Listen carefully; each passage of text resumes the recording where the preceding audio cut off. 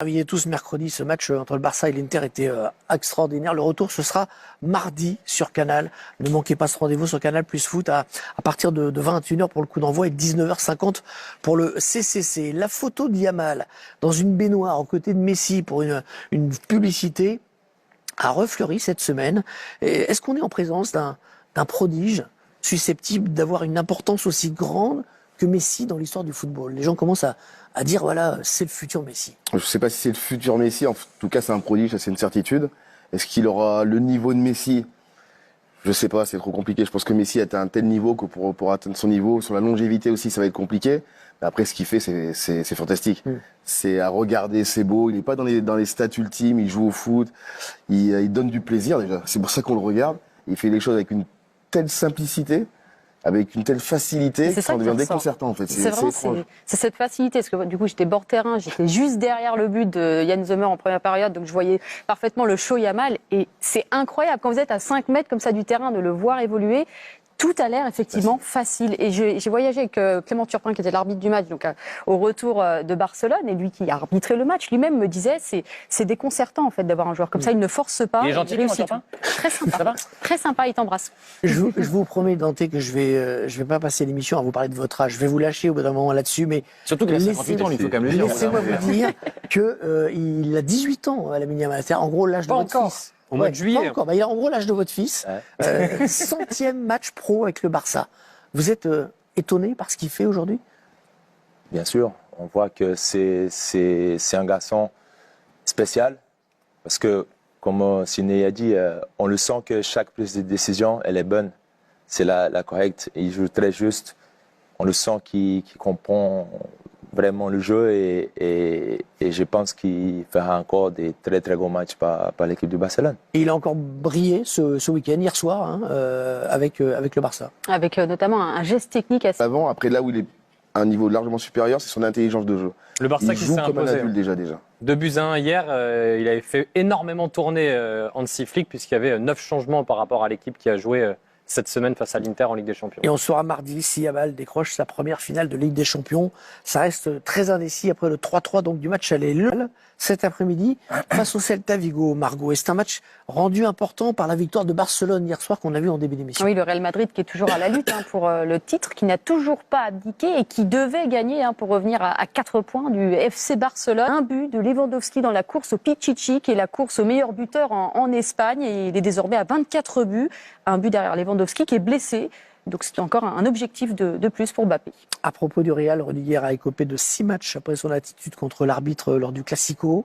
6 matchs, mais même pas mal. Il avait lancé effectivement des glaçons sur l'arbitre. Il risquait entre 4 et 12 matchs de suspension. Il a écopé donc de 6 matchs. Du coup, il s'est dit, je vais aller me faire opérer puisque j'ai mal au ménisque depuis plusieurs semaines, même plusieurs mois. Il s'est fait effectivement opérer de son ménisque.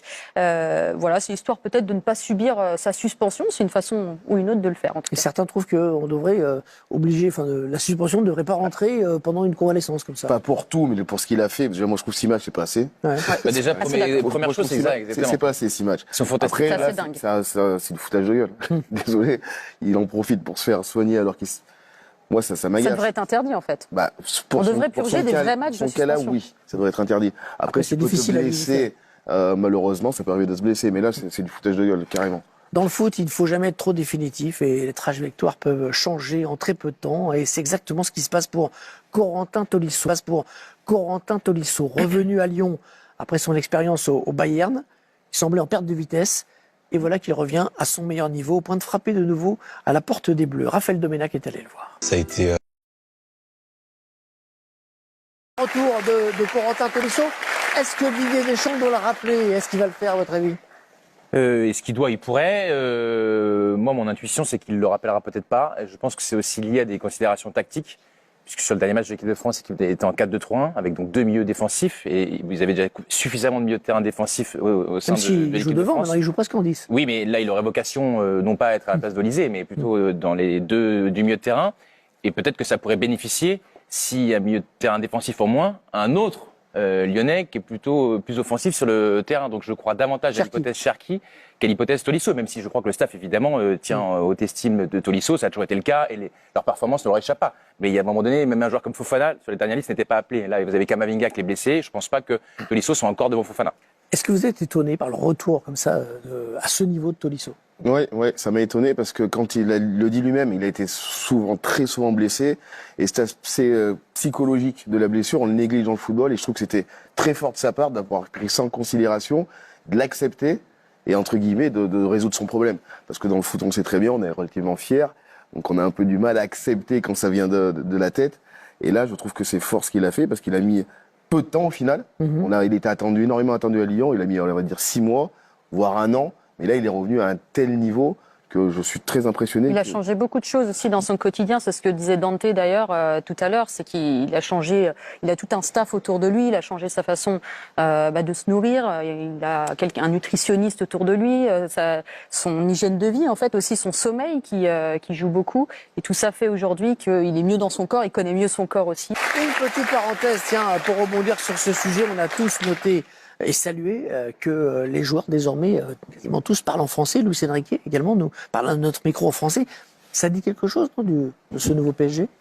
Sans doute peut-être un peu parce que ça a échappé à personne que depuis quelques mois les plus grandes stars sont parties et pour certaines d'entre eux l'apprentissage du français était difficile et il y avait peu de moyens de les contraindre. S'agissant notamment de Messi qui s'est pas inscrit dans la durée et de Neymar. Et là, vous avez des joueurs à qui on fait comprendre qu'il est mieux de parler français et qui ont aucune raison de ne pas être malléables puisqu'ils sont jeunes et en pleine émergence. Donc, je pense que c'est un peu lié. En plus, vous avez un entraîneur qui montre l'exemple. Ça faisait un moment qu'il parlait français, mais il y avait que les joueurs pour le savoir. Et maintenant, on le découvre aussi et c'est assez agréable. Et il y a plus de joueurs français aussi dans l'effectif. Volonté de franciser un peu l'équipe. C'est vrai que c'est plutôt une réussite de ce point de vue-là. C'est plutôt extérieur du terrain. Je pense en termes d'image, je pense que ça leur sert à tous. Ça permet de mieux communiquer, de donner une bonne image de ce vestiaire, de ce club-là qui n'avait pas forcément par le passé.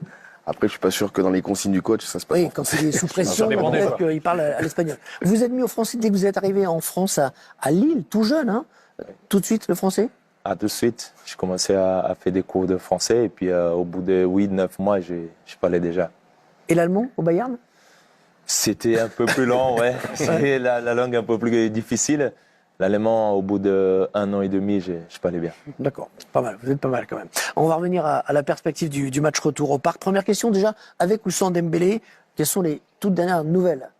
Les dernières infos, il y a eu un communiqué du Paris Saint-Germain, elles sont plutôt positives et ça suit la tendance qui était celle qu'on annonçait déjà le soir même, que le joueur était plutôt optimiste et tout ce qui découle depuis est plutôt favorable. Donc on espère que ça va le faire. Il faut bien prendre en compte que Ousmane Dembélé, il était régulièrement blessé, on l'a suffisamment rappelé et de ça, on a découlé une très grande connaissance de son corps aussi et je pense qu'il n'a pas non plus fait les minutes supplémentaires qui auraient aggravé la blessure. Je pense que ça y contribue aussi. Et l'intérêt de Luis Enrique, c'est de maintenir le suspense jusqu'au bout. Je pense qu'il ne le dira pas avant les dernières minutes, avant le coup d'envoi. Enrique qui avait décidé de laisser au repos une grande majorité de ses titulaires hier. Ils sont rentrés quand Paris a été mené 2-0. Défaite à Strasbourg, deuxième défaite de la saison. L'air de rien, ça fait 1 point sur 9 possible en championnat pour le PSG. Est-ce que c'est pas grave du tout? Zéro impact pour vous? Pour moi, non. Pour moi, ça n'a pas d'impact sur leur performance de mercredi. S'il a le droit de faire tourner, ils ont gagné le droit de se protéger aussi en vue de cette échéance importante. Moi, je pense que non. Je pense que cette équipe est tellement bien rodée aujourd'hui, actuellement, que ça peut que leur servir justement de se reposer. Après, au contraire, il y a une bonne nouvelle quand même. Hein. C'est Bradley Barcola qui n'avait pas marqué depuis 11 matchs, qui au-delà de son but hier, notamment en deuxième période, a été très remuant, a créé beaucoup de choses. Et en perspective de ce match de mercredi, avec aussi l'incertitude qui existe toujours autour du cas de Ousmane Dembélé, ça reste la très bonne nouvelle du week-end.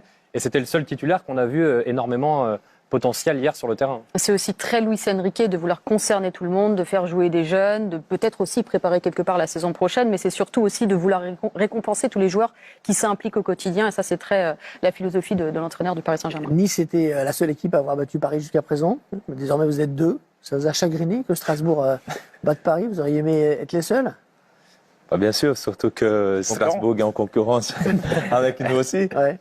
Mais bon, je pense surtout qu'on a fait un gros match ici à Paris et bien sûr que l'équipe il change. Il y a un grand match qui arrive mercredi, donc c'est aussi normal cette petite baisse de régime, je pense. Paris qui a été donc battu avec ses réservistes et Arsenal a aussi été battu, mais à domicile et avec ses titulaires. Avec une équipe très proche de l'équipe type, puisqu'avec 2 changements par rapport aux 11 qui a démarré mardi. Les ligues ont été encaissées sur des phases de jeu arrêtées, donc ça c'est peut-être une zone d'intérêt pour les Parisiens. Bon, ils sont pas invincibles, cette équipe, même avec Thomas Partey, du coup. Oui, parce que Thomas Partey, depuis une semaine, enfin, il y a le Barça de Messi, le Barça de Yamal, et il y a le Arsenal de Partey, qui est donc la valeur étalon de cette équipe-là. C'est-à-dire que Arsenal ne peut pas survivre à l'absence de Thomas Partey. Donc c'est surprenant, mais on voit que même avec lui, ça peut aussi mal se passer, même si je comprends bien qu'effectivement, de son absence, découlait 3 changements de poste, etc. Ouais.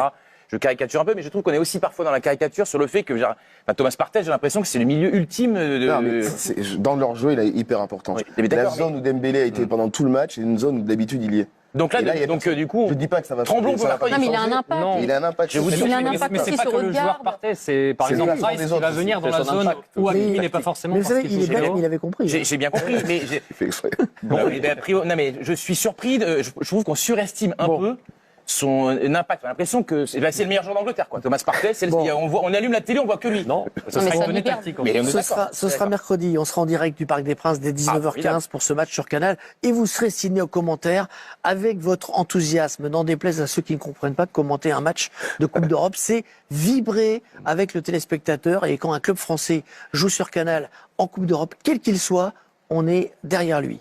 On espère que les Anglais, donc, n'emmèneront aucun club en finale de Ligue des Champions. En revanche, ils ont quand même de grandes chances d'être présents, et même très présents, en finale de la Ligue Europa. En demi-finale, les tombeurs de Lyon, Manchester, ont surclassé, on s'y attendait pas, Bilbao, qui rêvait de jouer la finale à domicile en plus.